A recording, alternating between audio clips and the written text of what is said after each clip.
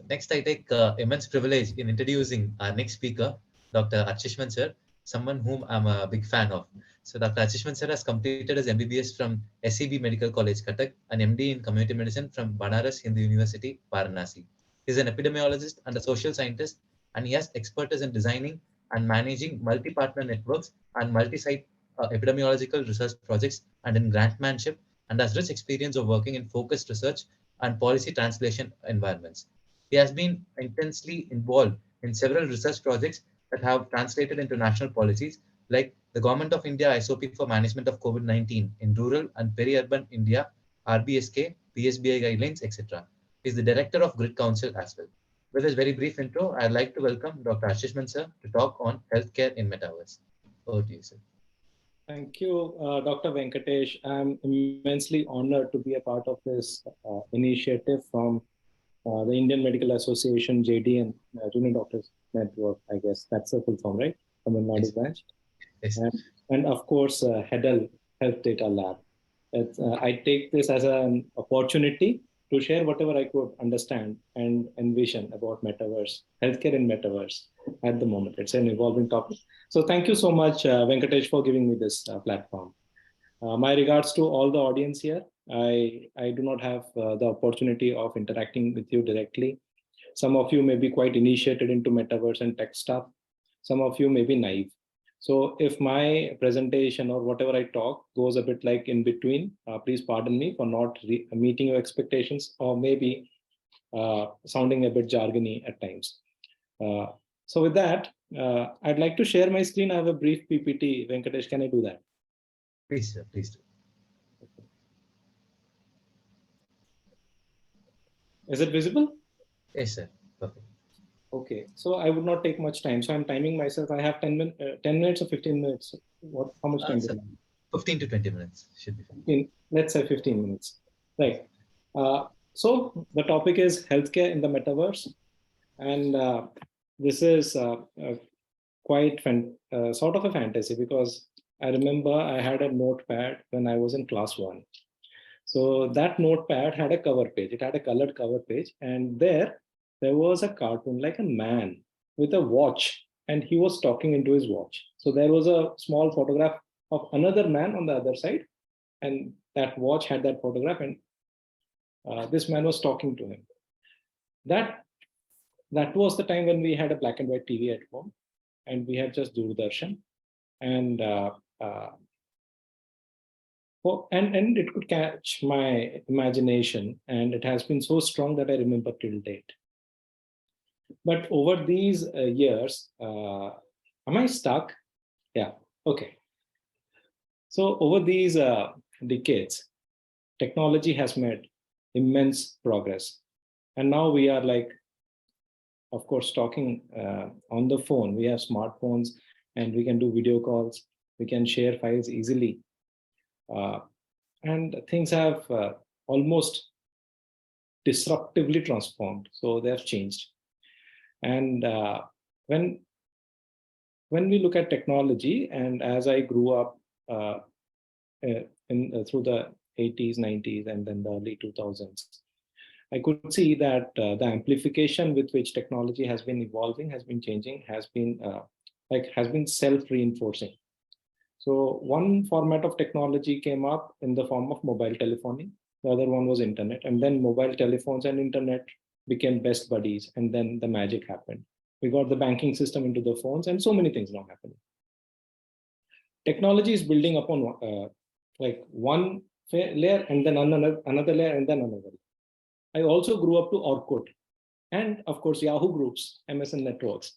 Those disappeared. Sifi groups, they also disappeared. Facebook came up, and now Facebook is also trying its best to keep pace with Instagram and whatnots. With this kind of a technological evolution, yeah, Venkatesh, you want to speak? Sir, I think you're still in the first slide, right, sir? Yeah. I do not have too many slides. Okay. Right. Okay. So when things are evolving at this kind of a pace, and we see that technology is empowering, that means it gives us a lot of options to do things. And when you get too many options, you feel very empowered. So technology is empowering, and technology is also a leveler. That means it brings up people who are disadvantaged, vulnerable, to a platform where the more advantaged are also there. So it's a leveler.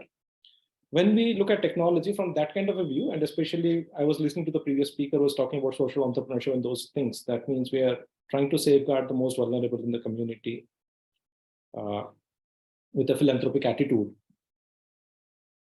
We at times should also think that not everyone has equal kind of an access or adaptation or adoption of technology. So technology as a rescuer can also be a stimulator of disruption, and then the sectors, different sectors that get implicated in the process have to match their pace.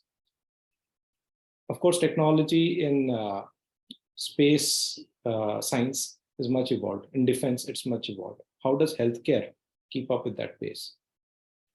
Now, this concept of metaverse is like going beyond universe. Meta is beyond and verse is universe. So you go beyond universe. That means you're creating virtual universe out there, which shall be having their own civilizations coming up. And then within those civilizations, certain culture would set in.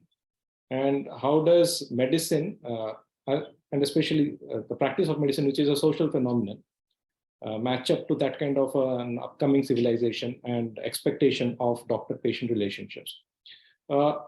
With those aspects, let's see how the metaverse is being imagined. So metaverse, and these are immersive techniques. That means technology. That means the person who is experiencing these technology gets immersed. So we know about virtual reality, where we put up this VR camera, and then we get into this entire virtual world, where even if we can play, like our avatars can play in that virtual world, but we can't really interact much, except for moving within the algorithms that those virtual worlds would allow.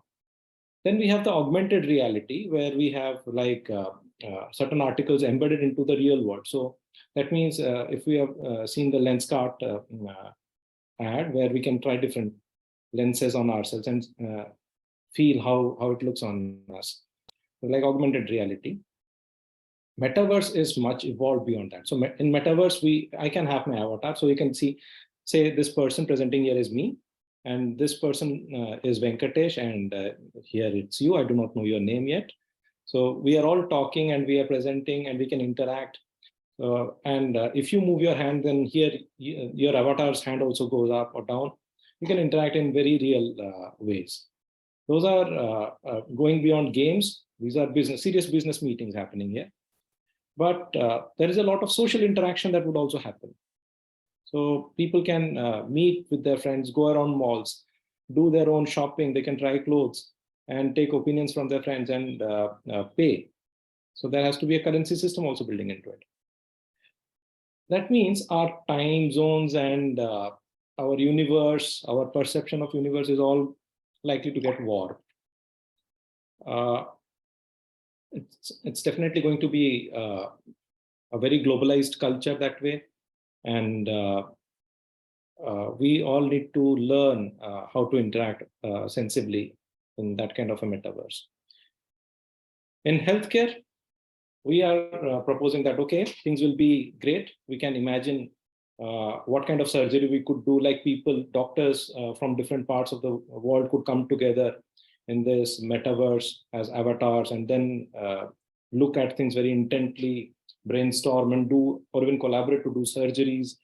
Or maybe if I am to explain this to a patient, I can actually put up a heart and then show that this is how it is pumping, and then this is what we'll do. So it's a lot of communication evolution that could happen in a metaverse, and this is all like very exciting. But this is the reality. Our hospitals are resource depleted, inconsistent, constrained, whatever you say, heavily overcrowded. The patient still wants a human interaction.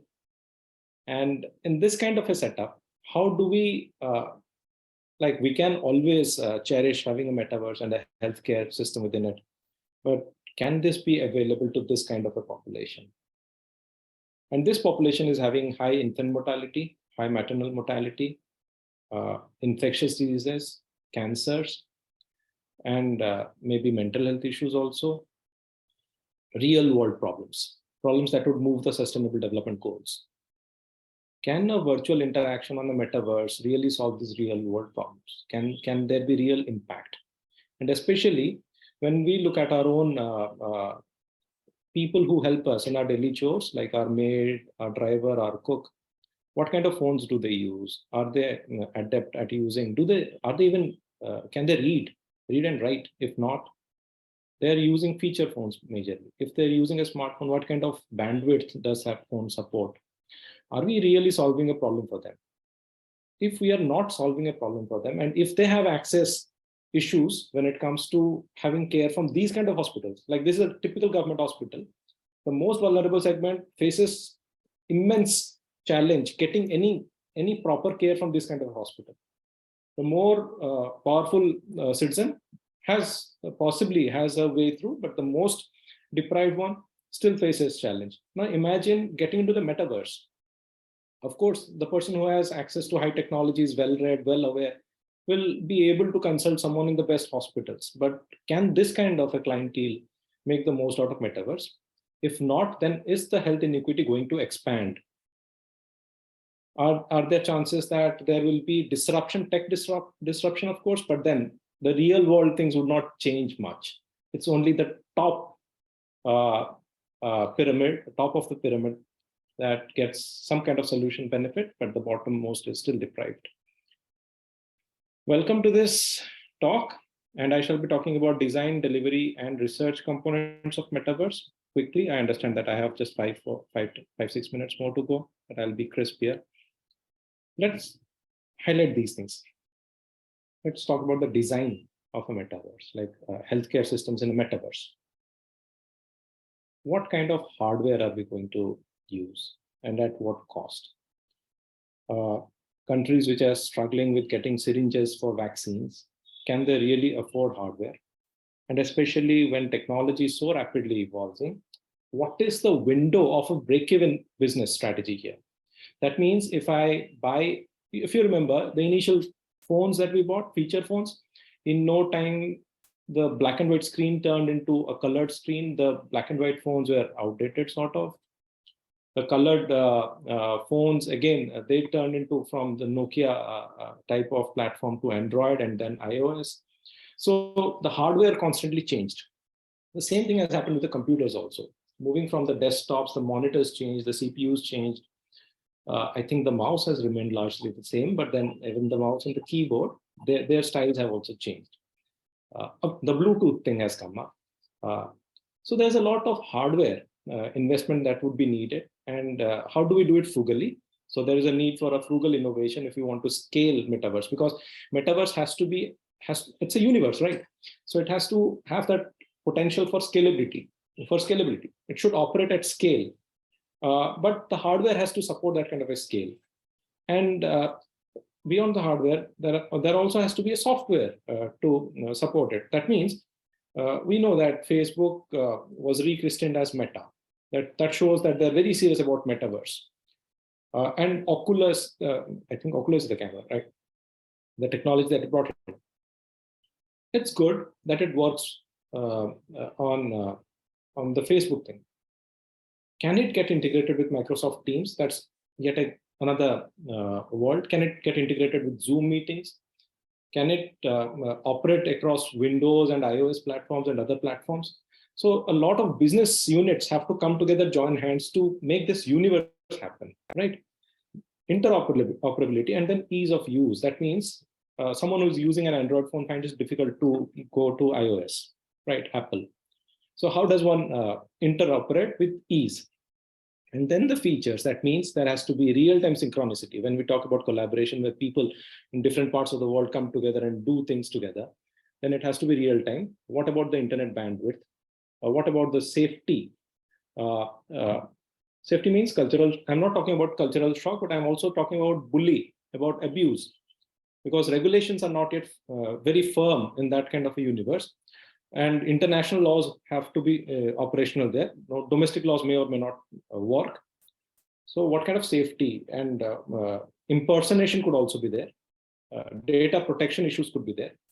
And what kind of digital footprint management processes must be put in place? Because whatever you do in the metaverse, it's a digital record that is being created. And that needs to be managed because those signatures have to stay in that universe.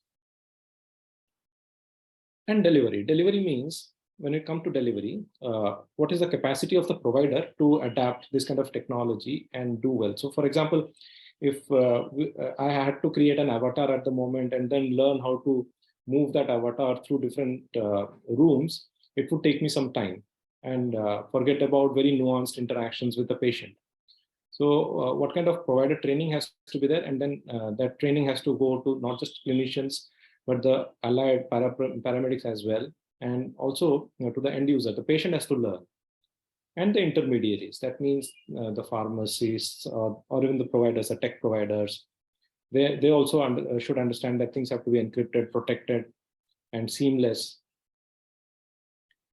Remote patient care, remote patient monitoring, Internet of Things, those can also be embedded here. And cloud management, where do we store this kind of sensitive health data, and how do they keep up with the rules and regulations like the GDPR, the HIPAA, those rules. We need to also do research like healthcare, even if it is good at adopting hardware tech, it's usually seen as slow in terms of getting into some kind of this kind of technical stuff. So rate of pace of adoption, and then access, we already talked. Some sociological research has been there. Real impact, I've already talked about the sustainable development goals and how do these kind of tech disruptions match up. Data privacy, protection, regulations, and then the digital currency, how does it operate? Beyond that, certain things to ponder upon is like what happens to, like healthcare is a very complex topic here. There is ethics, there's privacy issues, safety, and then a lot of litigations, bureaucracy, regulations. And then we are talking about physical healthcare and quality of care. How do we talk about quality of care in a digital universe? Those aspects are unclear yet. So what we feel is like, even if healthcare in metaverse holds a lot of promise, these are initiation times. So we could expect some chaos happening here. If these elements could also be predicted and prepared for, then the metaverse experience could be really great. Having a good experience at start itself will be very motivating for people to adopt. Opportunities are there. So primarily two opportunities. One is the provider focus. So that means in a country like India, which has 1.4 billion people to be cared for, can metaverse be used for skill transfer, for skill building at the front line with standardization?